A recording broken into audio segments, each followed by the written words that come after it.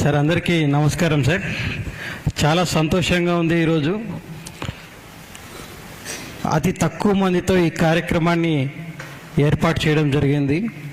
ఎందుకంటే ఓటుకు నా ఓటు నా హక్కు అనే దానిపైన సుదీర్ఘమైనటువంటి చర్చ జరగాల్సినటువంటి అవసరం ఉంది.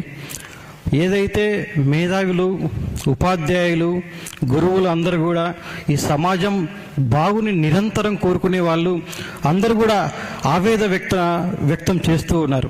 ఏంటంటే ఈ సమాజం నాశనం అయిపోతుంది, చెడిపోతుంది, అరే హక్కులు కోల్పోతుంది, ప్రజాస్వామ్యం కూని అవుతుంది, ప్రజలు ఎందుకు ఇంత అమాయకంగా ఉన్నారు, వీళ్ళకి ఎందుకు చైతన్యం లేకుండా పోయింది అనేటువంటి భావనలో చాలామంది ఆవేదన వ్యక్తపరుస్తూ ఉంటారు సార్. అటువంటి దాంట్లో భాగంగా ఈ యొక్క సమాజాన్ని బాగు చేసేటువంటి ప్రయత్నంలో భాగంగా ఒక అడుగు ముందుకు వేయాలి, అది మన కడప నగరం నుంచే ప్రారంభం కావాలి అనేటువంటి ఉద్దేశంతో చాలా కష్టమైనప్పటికీ, సమయం తక్కువ ఉన్నప్పటికీ కూడా ఒక 2 రోజుల్లోనే అనుకున్నటువంటి కార్యక్రమం. ఈ కార్యక్రమాన్ని విజయవంతం చేసేదానికి మీరందరూ కూడా పిలవగానే ఇక్కడికి రావడం చాలా సంతోషంగా ఉంది సార్. సో ఈరోజు మీరు ఇచ్చేటువంటి ఈ మెసేజ్ ఏదైతే ఉందో ఈ 2 తెలుగు రాష్ట్రాల ప్రజలకందరికీ కూడా చేరువ చేసేటువంటి ప్రయత్నం చేస్తాము. అదేవిధంగా ఇక్కడ మాట్లాడేటువంటి వక్తలు మాట్లాడేటువంటి విలువైనటువంటి సంభాషణని కూడా భవిష్యత్తులో ఒక పుస్తక రూపంలోకి కూడా తీసుకొని రావాలనేటువంటి ఒక ఆలోచన కూడా ఉంది. ఎందుకంటే చెడుని ప్రచారం చేసే వారి సంఖ్య చాలా ఎక్కువగా ఉంటుంది సార్, కానీ మంచిని ప్రచారం చేసే వారి సంఖ్య చాలా చాలా చాలా తక్కువగా ఉంటుంది. సో అటువంటి మంచిని ప్రచారం చేసేటువంటి ప్రయత్నంలో భాగంగానే ఈరోజు నా ఓటు నా హక్కు అనేసి ఒక గొప్ప బృహత్తరమైనటువంటి కార్యక్రమాన్ని ఈరోజు మన కడప నగరంలో ఉన్నటువంటి ఆ ఎంఏ హాల్లో ఏర్పాటు చేసుకోవడం జరిగింది. సో దయచేసి మీరందరూ కూడా ఈ సమాజానికి బాగుపరిచే దిశగా మీ యొక్క విలువైన ఆ మెసేజ్ను ఇవ్వవలసిందిగా ప్రతి ఒక్కరిని కూడా, ఇక్కడికి వచ్చిన ప్రతి ఒక్కరు కూడా మాట్లాడాలి. మీకు సమాజం పట్ల ఉన్నటువంటి ఆ ప్రేమను తెలియచేయాల్సిందిగా అందరినీ కూడా కోరుకుంటున్నాను. మొదటగా మన సమాజంలో నాకున్నటువంటి 16 సంవత్సరాలు 17 సంవత్సరాల నుంచి నేను పబ్లిక్ లైఫ్లో ఉన్నాను సార్. ఈ 16-17 సంవత్సరాల్లో వాస్తవంగా ఏంటంటే నేను విద్యార్థి నాయకుడిగా పనిచేశాను, కొన్ని పార్టీల్లో పొలిటికల్ అడ్వైజర్గా పనిచేశాను, ఎలక్షన్ని చాలా దగ్గరగా చూశాను. వాస్తవమైన విషయం ఏంటంటే కడప నగరంలో డబ్బు తీసుకోకుండా ఓటు వేసే వారి సంఖ్య మెజారిటీ సార్, మెజారిటీ. వాస్తవంగా ఏంటంటే అంటే ఎవరి పేరో చెప్పి ఇంకెవరో తినేటువంటి పరిస్థితి సార్. కేవలం ఓటర్లని భూతంగా చూపిస్తే తప్ప కొంతమందికి ఆ ఆదాయం అయ్యేటువంటి పరిస్థితి లేదు, ఆ ఆదాయం వచ్చేటువంటి పరిస్థితి లేదు. అందువల్ల ఏం చేస్తున్నారంటే కొంతమంది ఆ ఓటర్ని ఎంత భూతంగా చూపించాలనో, ఎంత దారుణంగా చూపించాలనో అంత దారుణంగా. ఇక్కడ ఏమైపోయిందంటే ఎవరు స్టార్ట్ చేశారో తెలియదు. అది రూపాయితో స్టార్ట్ అయిందా, ఓటుకు నోట్ అనేది 2 రూపాయలతో స్టార్ట్ అయిందో తెలియదు, కానీ చేసేవాడేమో తన స్వార్థం కోసం ఆ రోజు చేసేసాడు.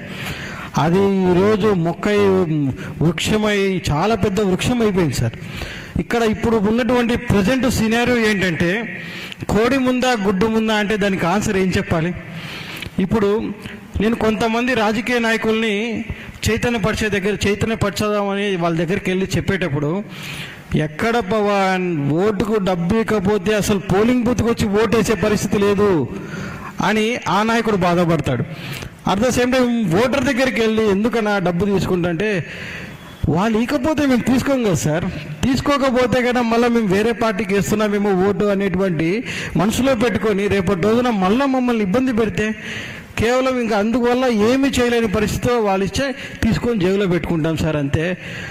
మాకు తీసుకోవాలని అయితే ఉండదు అని కొంతమంది వారి యొక్క అభిప్రాయాన్ని తెలియజేస్తారు సార్. ఇక్కడ ఇప్పుడు కోడి ముందా గుడ్డు ముందా అంటే ఏది చెప్పేదానికి ఆన్సర్ లేదు. అందుకే ప్రతి ఒక్కరిలో కూడా చైతన్యం రావాల్సినటువంటి అవసరం ఉంది. సో అటువంటి యొక్క ప్రయత్నం ఎక్కడో చోట అయితే స్టార్ట్ కావాలి. ఎందుకంటే ఏ ఒక్క రాజకీయ పార్టీ కూడా దీని గురించి చర్చ పెట్టేటువంటిది సాహసం చేసేటువంటి పరిస్థితులు ఎక్కడే కానీ లేవు. మనకు దరిదాపుల్లో కూడా కనపరిచేటువంటి పరిస్థితులు లేవు. అంతా కూడా ట్యూనింగ్ సార్. 4 ఛానళ్ళు 2 పేపర్లు ఒక వ్యక్తి గురించి చెప్తాయి, 2 ఛానళ్ళు ఒక పేపర్ ఇంకో వ్యక్తి గురించి చెప్తాయి. ఇక్కడ 3వ వ్యక్తి ప్రస్తావనే ఉండదు. ఉదయం లేచినప్పటి నుంచి రాత్రి వరకు ఆ వ్యక్తుల పేర్లు మనం ఎన్ని వేల సార్లు వింటామో మన చెవులతో తెలియదు. అసలు స్థానికంగా ఉన్నటువంటి నాయకత్వం గురించి చర్చనే ఉండదు. మన లోకల్లో సర్పంచ్ ఎలా పనిచేస్తున్నారు, కార్పొరేటర్ ఎలా పనిచేస్తున్నారు, మన మండలాధ్యక్షురాలు, జెడ్పీటీసీలు, ఎంపీటీసీలు, ఎమ్మెల్యేలు, ఎమ్మెల్సీలు వీరు ఎలా పనిచేస్తున్నారు అనేది ఎవరు చర్చించుకోవడం లేదు. కేవలం రాష్ట్రంలో ఉన్నటువంటి 2 నాయకులు ఎలా ఉన్నారు, మన దేశంలో ఉన్నటువంటి 2 నాయకులు ఎలా ఉన్నారు, ఇది ఈ 4 గురించి మాత్రమే చర్చ. మన రాష్ట్రంలో మనకు సంబంధించి మన అభివృద్ధి, మన లోకల్గా ఎలా అభివృద్ధి జరుగుతుంది, దీని గురించి చర్చ చేస్తారా ఎవరన్నా అని దగ్గరికి వెళ్తే 10 మంది ఉన్న చోట 5 మంది ఒకే ఆ పార్టీ నాయకుడి గురించి, 5 మంది ఆ పార్టీ రాష్ట్ర నాయకుడి గురించే మాట్లాడతారు. ఇంకా లోకల్ గురించి లోకల్ నాయకుల చర్చలే ఉండవు ఇక్కడ. అటువంటి ఒక సినారియోని తయారు చేశారు సార్ మన రాష్ట్రంలో స్పెషలీ. సో దాంట్లో మార్చేటువంటి ప్రయత్నం చేయాలంటే ప్రజల్లో ఆలోచన రావాలి. అరే ఓటుకు 500, 1000 రూపాయలు మనకిచ్చేదేంటి, మనమే లక్షల రూపాయలు ట్యాక్సులు కడుతున్నాం అంటే కొంతమంది అంటారు, అన్న నేను ట్యాక్సే కట్టడం లేదంటారు. అరే పిచ్చోడా, నువ్వు ట్యాక్స్ కట్టకపోవడం ఏంది? 100 రూపాయలు పెట్రోల్ పట్టిస్తే 55 రూపాయలు ట్యాక్స్ కడుతున్నావు. ఒక్కసారి పెట్రోల్ 1 రూపాయి పెరిగితే కనుక నిత్యావసర సరుకులు అన్నీ పెరుగుతాయి. వ్యవస్థలో ఉన్నటువంటి బస్ ఛార్జీలు పెరుగుతాయి, ట్రైన్ ఛార్జీలు పెరుగుతాయి, ఫ్లైట్ ఛార్జీలు పెరుగుతాయి, నిత్యావసర సరుకులు పెరుగుతాయి, ఎవ్రీథింగ్. ఆటో కాడ నుంచి ప్రతిదీ కూడా ఆ ఛార్జీలు పెరుగుతాయి. మనకు తెలియదు 100 రూపాయలు కట్టాల్సిన కరెంటు బిల్లు 300 కడుతున్నాం ఈరోజు ట్యాక్సులతో కలుపుకొని, సర్ఛార్జ్ పేరుతో. ఎందుకు కడుతున్నామో తెలియదు. ఎందుకురా అంటే ఈ ప్రశ్నించేటువంటి తత్వం ప్రజల్లో పోయింది సార్. పూర్తిగా ఆలోచన చేసేటువంటి పరిస్థితులు లేకుండా పోయినాయి. అరే వాడు ఏదో 200, 500 ఇస్తున్నాడు, నీకు అది 500 కావచ్చు, ఆ పెట్టేవాడికి 20 కోట్లు, 30 కోట్లు, 50 కోట్లు. సార్ ఎమ్మెల్యే అనేటువంటిది బాధ్యతాయుతంతో కూడుకున్నటువంటి ఉద్యోగం, పెద్దన్న పాత్ర. మనందరికీ కూడా మనకి ఏదన్నా సమస్య వస్తే అన్నకో తమ్మునికో చెప్పుకోగలుగుతామో లేదో తెలియదు, కానీ మన స్థానిక నాయకుడు మనవాడు ఉన్నాడు, అతనికి సమస్య తెలియజేస్తే కనుక పరిష్కారం చేసేదానికి ముందుకు వస్తాడు, మనకు అండగా నిలబడతాడు, ధైర్యంగా ఉంటాడు అనేటువంటి పాత్ర పోషించాల్సింది. అరే మన అభివృద్ధి కోసము, మన భద్రత కోసము, మన సంక్షేమాని కోసము, మన సౌకర్యాల కోసము, మన బిడ్డల భవిష్యత్తు కోసము మంచి నాయకత్వం కావాలి. దానికోసం మనం ఒక నాయకుని ఎన్నుకోవాలి అనేటువంటి ఆలోచన ఈరోజు అందరూ కూడా మర్చిపోయారు సార్. ఏదో 200 తీసుకున్నాము, ఆ రోజు పండగ చేసుకున్నాము, ఎంజాయ్ చేశాము, పోలింగ్ బూత్ పోయి ఓటేసాము అనేటువంటి పరిస్థితులు మారిపోయింది. దీంట్లో మార్చాలంటే చాలా కష్టమైన పని సార్, కానీ ఖచ్చితంగా మార్చవచ్చు. అందరూ కూడా ఈరోజు మేధావులందరూ కూడా ఈ యొక్క మంచిని స్ప్రెడ్ చేస్తూ ఉంటే గన ఖచ్చితంగా పవర్ ఆఫ్ పాజిటివిటీ అనేది ఒకటి ఉంటుంది సార్. ఇట్లా నాకున్నటువంటి అనుభవాలు మీతో చెప్తాను సార్. ఒక 10 మంది కూర్చొని ఉన్నాం. నేను ఎమ్మెల్సీ ఎలక్షన్స్ కోసమని ఒక పెద్ద వ్యక్తి దగ్గరికి వెళ్ళి వాళ్ళ బ్లెస్సింగ్స్ కోసం వెళ్ళినప్పుడు అక్కడ ఒక డిస్కషన్ జరిగింది. సార్ అన్నారు, పవన్ నువ్వేదో మంచి రక్తదానాలు చేస్తున్నావు, లక్షల మంది బ్లెస్సింగ్స్ ఉన్నాయి, నీకు ప్రాణాలు కాపాడుతున్నావు, నీకు సెల్ఫ్ సాటిస్ఫాక్షన్ ఉంటుంది అంటే నాకు సరిపోలేదు సార్ అన్న. నా ఉద్యమం ముందుకు పోవాలనే నేను చట్టసభలోకి అడుగు పెట్టాలి సార్, నాకు వేరే ఆప్షన్ లేదు. ఒక వ్యక్తిగా నేను ఏం చేయాలో పూర్తిగా చేశా, వ్యవస్థలతో కలిసి పనిచేయాల్సినటువంటి అవసరం ఉంది, ప్రజల ఆరోగ్యాలని కాపాడే ప్రణాళికలు రూపొందించాల్సినటువంటి అవసరం ఉంది సార్ అని చెప్పి, దాని తర్వాత ఒక వ్యక్తి ఇక్కడ డబ్బు లేకపోతే ఓటు ఎవరేస్తారు బ్రదర్ అన్నారు. డబ్బులు లేకపోతే ఓటు ఎవరేస్తారు, అంతా డబ్బులు ఉండాల్సిందే కదా అన్నారు. సార్ మీరు తీసుకుంటారా సార్ డబ్బులు అని అడిగా. లేదు నేను తీసుకోను అన్న. అక్కడ కూర్చున్నటువంటి 10 మందిని అడిగినాను సార్. ఆ 10 మందిలో ఏ ఒక్కరు కూడా నేను డబ్బు తీసుకోని వాళ్ళే అన్నారు. బట్ మెజారిటీ డబ్బు తీసుకునే వాళ్ళు అక్కడ, కానీ మైనార్టీ అనేవాడు ఎవరో డబ్బు తీసుకునేవాడు అక్కడ బయటోడు. కానీ మెజార్టీగా ఉన్నటువంటి ప్రాంతంలో మనం మైనార్టీ గురించి డిస్కషన్ చేస్తున్నాం. ఇక్కడ మెజార్టీగా ఉన్నటువంటి మనుషుల్లో ఆ మైనార్టీ గురించి డిస్కషన్ చేయడం వల్ల ఇక్కడ ఒక 2-3 మైనార్టీ అయ్యేటువంటి పరిస్థితి. వాళ్ళ యొక్క మైండ్ కలుషితమయ్యేటువంటి పరిస్థితి. డబ్బు ఖచ్చితంగా తీసుకోవాలన్నా అనేటువంటి భావనలోకి అతను కూడా వచ్చేటువంటి పరిస్థితి. అంటే ఇక్కడ తీసుకునే వ్యక్తి కూడా తీసుకునే వ్యక్తి గురించి ప్రమోట్ చేస్తున్నాడు సార్. ఇది చాలా బాధాకరం. ఇక్కడ ఈ సమాజంలో నేను కొన్ని లక్షల మందిని కలిశాను సార్. లక్షల మందిని కలిసి చాలామంది మంచి వ్యక్తుల్ని, మేధావుల్ని, వాస్తవంగా నాకు తెలిసి వాళ్ళు డబ్బు తీసుకోరు, ఇచ్చేవాళ్ళే, సాయం చేసేవాళ్ళే వాళ్ళందరూ కూడా. కాకపోతే ఎక్కడ ఉన్నా కూడా నిరుత్సాహం, నిస్సహాయత. ఎక్కడ మాట్లాడినా కూడా డబ్బు లేకపోతే ఎవడోటేశారు పవన్ అని వాళ్ళ గురించే ప్రచారం. ఈవంతా అతను మంచి వ్యక్తి అయినా కూడా అతనుకు తెలియకుండానే అతను ఆ చెడుని ప్రచారం చేసేటువంటి పరిస్థితిలోకి వెళ్ళిపోయాం సార్ అందరం కూడా. సో దాంట్లో మార్పులు రావాల్సినటువంటి అవసరం చాలా ఉంది. సో థ్యాంక్ యూ చెప్పారు. సో చాలా సంతోషంగా ఉంది. అండ్ నిర్భయంగా మీరు మీ సన్ కూడా ఓటు వేయలేదని చెప్పడం కూడా బాగుంది. సో దయచేసి ఈసారి మీరు మోటివేట్ చేయాలని, ఈసారి ఖచ్చితంగా మీరు ఆయనతో ఓటు వేయించాలని కోరుకుంటున్నాము. దయచేసి నిజంగా సార్ చాలామంది ఓటు వేసేదానికి మేధావులే ముందుకు రాకపోవడం అనేది చాలా అత్యంత ప్రమాదకరమైనటువంటి సంఘటన సార్. సో ఆ పరిస్థితులు మారాలి. అండ్ మనం చూసుకుంటే కనుక సార్ అన్నట్టు ఇందాక మధ్యలేటన్న చెప్పారు, మన నార్త్ ఇండియాలో అయితే కనుక అసలు ఎలక్షన్ అనేది చాలా తక్కువ డబ్బుతో అయిపోతుందని మన తేజ కూడా చెప్పారు ఇందాక. సార్ మొన్న రీసెంట్గా జరిగినటువంటి ఎన్నికల్లో కూడా 2 లక్షల రూపాయలతో ఎమ్మెల్యే అయ్యారు సార్. 2 లక్షల రూపాయలతో ఎమ్మెల్యే అయ్యారు. సో నిజంగా చాలా సంతోషం వేసింది. అంటే ఇటువంటి ఒక 4-5 మీటింగ్స్ ఖర్చు ఆయన ఎమ్మెల్యేకి ఖర్చు అయింది. సో అటువంటి పరిస్థితుల్లో అతను రేపటి రోజున అక్కడ కూర్చున్న తర్వాత చాలా బాధ్యతగా పనిచేస్తాడని నేను అనుకుంటున్నా. ఎందుకంటే అతను మళ్ళీ అతని ఆలోచన విధానము, నేను ఇంత ఖర్చు పెట్టాను కదా, ఇన్ని కోట్లు మళ్ళీ రాబట్టాలి నేను, సో నా సమయం అంతా దానికే కేటాయించాల్సినటువంటి అవసరం ఉండదు కదా సార్. 1 కోటి రూపాయలు సంపాదించాలంటేనే ఎంత కష్టం సార్. సంవత్సరంలో 1 కోటి రూపాయలు సంపాదించగలమా? పాసిబుల్ ఉందా? అటువంటిది ఒక 50 కోట్లు 100 కోట్లు ఒక 5 సంవత్సరాలు వాళ్ళు సంపాదించాలి అంటే వాళ్ళు మంచోళ్ళే. టైం ఉంటే సాయం చేస్తారు ప్రజలకి. టైం ఉంటుందా? నెక్స్ట్ ఎలక్షన్ వరకు కూడా ఎంత బిజీగా ఉంటారంటే ఎక్కడ ల్యాండ్లు ఉన్నాయి, ఎక్కడ కబ్జా చేయాలా, ఎవరిని ప్రోత్సహిస్తే వాడు ఏదో దందా చేసి మనకు డబ్బు తీసుకొచ్చాడు, ఎవడు మనకు బ్యానర్లు కడతాడు, ఇటువంటి వీళ్ళని ఎంకరేజ్ చేసేటువంటి పరిస్థితి మనం చూస్తూనే ఉన్నాం. కడప నగరంలో కూడా గతంలో మర్డర్లు జరిగినటువంటి పరిస్థితులు కూడా మనం చూస్తూ ఉన్నాం. భూదందాలు చూస్తూనే ఉన్నాం. కబ్జా అయినాయి, నా ల్యాండ్ కబ్జాలు అయినాయి ముత్తుకునే వాళ్ళని మనం బాధలు వ్యక్తం పరిచేటువంటి మనం ఎంతోమందిని మనం మన కళ్ళతో చూస్తూ ఉన్నాం. సో ఇంత డబ్బు ఎక్కువ ఖర్చు పెడితే ప్రజలకు అంత దూరంగా ఆ వ్యక్తి ఉంటాడు సార్. ఎంత డబ్బు ఇప్పుడు ప్రజలందరూ కూడా చర్చ చేసుకోవడం ఏంటంటే, ఈసారి తెలుగుదేశం వాళ్ళు 50 కోట్లు పెడతారంట, వైసీపీ వాళ్ళు 50 కోట్లు పెడతారంట, ఇంకొక పార్టీ 50 కోట్లు పెడతారంటే చాలా గొప్పగా మాట్లాడుకుంటున్నారు.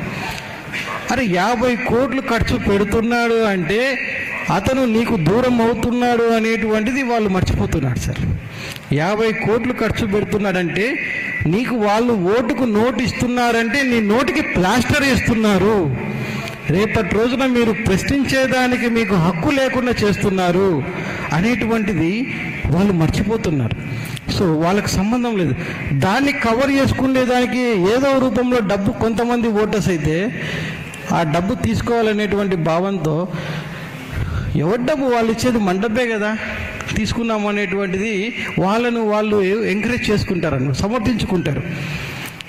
అది ప్రజల డబ్బు ఎందుకు అవుతుంది? వాళ్ళు సంపాదించుకొని వచ్చి రాజకీయాల్లోకి వస్తాడు, అతను సంపాదించిన డబ్బు ఖర్చు పెడతాడు, అతను పోయి ఆడ కూర్చున్న తర్వాత ఉంటుంది చూసారా, అతను రాబట్టుకునేది ప్రజల డబ్బు అవుతుంది. సో ప్రజల డబ్బుకు భద్రతాధికారిగా అతను నియమించబడితే అతని కాడ లెక్క తీసుకొని మనము అక్కడ కూర్చోబెడితే ఎట్టుంటుంది? చిన్న ఎగ్జాంపుల్, మనం ఏటీఎం మిషన్ ఉంటుంది సార్. ఏటీఎం మిషన్ దగ్గర ఒక భద్రతాధికారిని పెడతాం, ఒక వాచ్మెన్నో ఒక సెక్యూరిటీ గార్డునో పెడతాం అక్కడ గన్ ఇచ్చి. అటువంటి వ్యక్తి దగ్గరే లంచం తీసుకొని ఆ వ్యక్తికి ఉద్యోగం ఇస్తే అక్కడ ఏటీఎం మిషన్లో డబ్బు ఉంటుందా? ఒక్కసారి ఆలోచించండి. అక్కడ ఏటీఎం అంటే ట్రెజరీకి సంబంధించి మనం కట్టేటువంటి పన్నులకు ఒక అధికారిని ఎన్నుకునేటప్పుడు దాన్ని ఖర్చు పెట్టేదానికి ప్రణాళికలు రూపొందించేదానికి ఒక నాయకుని ఎన్నుకునేటప్పుడు అతని దగ్గర డబ్బు తీసుకొని మన డబ్బులు నువ్వు ఖర్చు పెట్టు, నీ ఇష్టం వచ్చేట్టు ఖర్చు పెట్టుకొని పర్మిషన్ ఇచ్చేట్టు కాదా? సో ఇది ప్రతి ఒక్కరు కూడా ఆలోచించాల్సినటువంటి విషయం. సరే, ఇప్పుడు అక్కడ నార్త్ ఇండియాలో జరిగేటువంటి పరిణామాలను కూడా చాలా ఈరోజు చూడండి ఎంత సంతోషం. వాళ్ళ నార్త్ ఇండియా గురించి మన సౌత్ ఇండియాలో వాళ్ళ గురించి గొప్పగా చెప్పుకుంటున్న పరిస్థితి ఈరోజు మన సౌత్ ఇండియా ఏర్పాటైందన్న. నిజంగా బాధాకరం. ఈరోజు ఎంత కాస్ట్లీ అయిపోయినాయంటే పాలిటిక్స్. ఒక వ్యక్తి ఎవరన్నా 10 రోజులు క్యాంపెయినింగ్కి వస్తే కన్నా ఒక 10 లక్షలు డిమాండ్ చేసేటువంటి పరిస్థితులు ఏర్పడుతున్నాయన. నేను అదే చెప్పా, చాలామంది రాజకీయ నాయకులకి, నా మిత్రులకి చెప్పా, అన్నా ఇది ఇలాగే కొనసాగితే రేపటి రోజున నేను రాజకీయ నాయకునని మీరు చెప్పుకొని తిరగాలంటే భయపడతారనా, దాంకొని తిరగాల అనేది చాలామందికి కూడా చెబుతూ ఉంటానన్న. నిజంగా బాధాకరం. అంత పీక్స్కి తీసుకెళ్ళిపోయారు ఈ సమాజంలో ఈ ఎలక్షన్ సిస్టమ్. ఇంకా ఒక ఎలక్షన్ జరుగుతుంది దేశంలో అంటే మనం ఆలోచన చేస్తేనా కొన్ని కోట్ల రూపాయలు, 100ల కోట్ల రూపాయలు ఖర్చు అవుతుంది. కేంద్ర బలగాలు వాళ్ళు మోహరిస్తాయి. మొత్తం ప్రతి జిల్లాకు కేంద్ర బలగాలు వస్తాయి. ఎంతోమంది ఎన్నికల సిబ్బంది ఉంటారు, వాళ్ళ ఖర్చులు ఉంటాయి. మీరు చూస్తే ఒక ఎన్నిక జరగాలి దేశవ్యాప్తంగా అంటే ఒక 140 కోట్ల మంది పోలింగ్ల బూతులకు నడిచి ఓట్లు వేయించాలి వాళ్ళతో. అంటే ఈరోజు భారతదేశంలో ఉన్నటువంటి లక్షలాది మంది ఉద్యోగులు కష్టం చేయాలి, కోటాను కోట్ల రూపాయలు ఖర్చు పెట్టాలి. ఆ ఖర్చు పెట్టే ధనమంతా కూడా మనం కట్టినటువంటి పన్నులే. సో అంత ఖర్చు పెట్టి అక్కడ ఎలక్షన్ చేస్తూ ఉంటే మీ నాయకుడిని మీరు ఎన్నుకోండి, మీరు కట్టినటువంటి పన్నులకు భద్రతగా ఒక భద్రతాధికారిని ఎన్నుకోండి. మీ భద్రతకు, భవిష్యత్తుకు, మీ సౌకర్యాలకు, మీ యొక్క సంక్షేమానికి మీకు కావాల్సినటువంటి నాయకుడిని ఎన్నుకునేటువంటి మీకు హక్కు ఉంది. ఈ ప్రజాస్వామ్యం మీకు అది ఇస్తుంది మన భారతదేశంలో. సో అటువంటి గొప్ప అవకాశం ఇచ్చినప్పటికీ కూడా ఈరోజు చాలామంది కడుపు నిండిన వాళ్ళు అసలు బూతులకు నడిచేదానికే ఇబ్బంది పడుతున్నారని వెళ్ళేదానికి. చాలా బాధాకరం అది. సో దాంట్లో మార్పు రావాల్సినటువంటి అవసరం ఉంది. సో ఎంతో ఖర్చు, ఈ ఖర్చులన్నీ కూడా మనం కట్టినటువంటి ట్యాక్స్లే అని ప్రతి ఒక్కరు కూడా గుర్తుపెట్టుకోవాలని కోరుకుంటున్నా. చాలా సంతోషంగా ఉంది సార్. యాక్చువల్గా ఇది నేను పిలిచింది అంటే దాదాపు ఒక 40 మంది పైన వచ్చారంటే, 100 మందిలో 40 మంది పైన వచ్చారంటే నాకు తెలిసి సక్సెస్ సార్. ఎవరికి మందు పోయిలా, మనం బిర్యానీ పెడతామని ఆశ చెప్పలే, డబ్బు ఇవ్వలే, స్వచ్ఛందంగా సమాజం పట్ల ప్రేమ ఉండేవాళ్ళు. అరే ఈ సమాజం బాగుండాలి, ఈ సమాజంలో రేపటి రోజున నా బిడ్డలు కూడా ఇక్కడే బతకాలి కదా అని ఈ సమాజం పట్ల ప్రేమ ఉన్న ప్రతి ఒక్కరు కూడా ఇక్కడికి వచ్చారు సార్. స్టేటస్లో కావచ్చు, ఫేస్బుక్లో కావచ్చు, సమాజం చెడిపోతుందని చాలామంది ఆవేదన వ్యక్తపరుస్తున్నారు. ఆ బాగు చేసేటువంటి ప్రయత్నంలో భాగంగా తొలి అడుగు ఈరోజు వేస్తున్నామని పెట్టాను సార్. ఇది తొలి అడుగు. కాకపోతే ఈ తొలి అడుగు ఒకంత పడలేదు, మీరందరూ కూడా గమనించాలి. సో చాలామంది దాదాపు 50 మందికి పైగా ఈ తొలి అడుగులో భాగస్వాములు అయ్యారు కాబట్టి ఇది ఖచ్చితంగా చాలా పెద్ద విజయంగానే నేను భావిస్తున్నా సార్. సో భవిష్యత్తులో అన్న చెప్పినట్టు క్షేత్రస్థాయిలో కూడా ఈ యొక్క క్యాంపెయినింగ్ అనేది ఖచ్చితంగా చేస్తామన్నా. దానికి దృష్టిలో పెట్టుకొని ఈ తొలి అడుగు అనేది ఈరోజు మనసున్న మనుషుల చేతుల మీదుగా ఆవిష్కరించాలి. ఈ మెసేజ్ అనేది ఈ 2 రాష్ట్రాలకి పంపించాలనేటువంటి ప్రయత్నం మనం చాలా గట్టిగా, ఏదైతే మనస్ఫూర్తిగా 2 రోజుల్లో ముందు నేను అనుకున్నానో, 2 రోజుల ముందు అనుకున్నా, నాకు తెలిసి ఇక్కడ ఉన్నటువంటి ఏ ఒక్క వ్యక్తిని నేను పర్సనల్గా వెళ్ళి ఇన్వైట్ చేయలేదు. అందరినీ కూడా కేవలం ఫోన్లోనే రిక్వెస్ట్ చేశాను, మీరందరూ కూడా రావాలి సార్ తప్పకుండా అని. సో సమాజం పట్ల ప్రేమ ఉన్న వాళ్ళు ప్రతి ఒక్కరు కూడా మీ మెసేజ్ ఇచ్చేదానికి ఇక్కడికి రావడం జరిగింది సార్. నిజంగా ఇది 100% నాకు తెలిసి అద్భుతమైనటువంటి విజయం. నన్ను అంటూ ఉంటారు, పవన్ ఎందుకు ఎప్పుడు ఒక్కడివే తిరుగుతుంటావు అని. నాకు తెలిసి ఈ 8 నెలల్లో సార్ ఒక్కడినే 1,40,000 మందిని కలిసిన సార్. 1,40,000 మందిని ఒక్కడిని కలిసా. సో నాకైనటువంటి బడ్జెట్ చాలా తక్కువ సార్. సో ఏంటంటే ప్రతి ఓటర్ని కూడా కలవాలి, వ్యక్తిగతంగా కలవాలి, రిక్వెస్ట్ చేయాలి. నన్ను ఏదన్నా అనేవాడు లేరు. ఏదన్నా ఎవరన్నా కొడితే కదా, నేను తిరిగి కొడితే కదా సమస్య. సో గాంధీవాదులం ఇక్కడ. సో ఎవరు తిట్టేవాళ్ళు లేరు, తిట్టించుకునేదానికి నన్ను తిట్టినా కూడా గమ్మున వెళ్తాం కాబట్టి గొడవ జరగదు అక్కడ. సో అటువంటి పరిస్థితుల్లో అంటే ఒక చేంజ్ తీసుకొని రావాలి సార్. తక్కువ బడ్జెట్తో ఎలక్షన్ని చేయాలి, ఎక్కువ సమయాన్ని ప్రజాసేవకు కేటాయించాలి. సో అది నా కోరిక. సో అటువంటి విధానం ప్రతి ఒక్కరిలో రావాలి, ప్రతి చోట రావాలి. మార్పుకు శ్రీకారం చుట్టాలనేది నా తపన. దానికోసమే ఆరాటం, ఈ పోరాటం. సో చాలా ఇక్కడికి వచ్చినటువంటి వక్తలందరికీ కూడా నా యొక్క హృదయపూర్వక నమస్కారాలు కూడా తెలియజేసుకుంటున్నా సార్.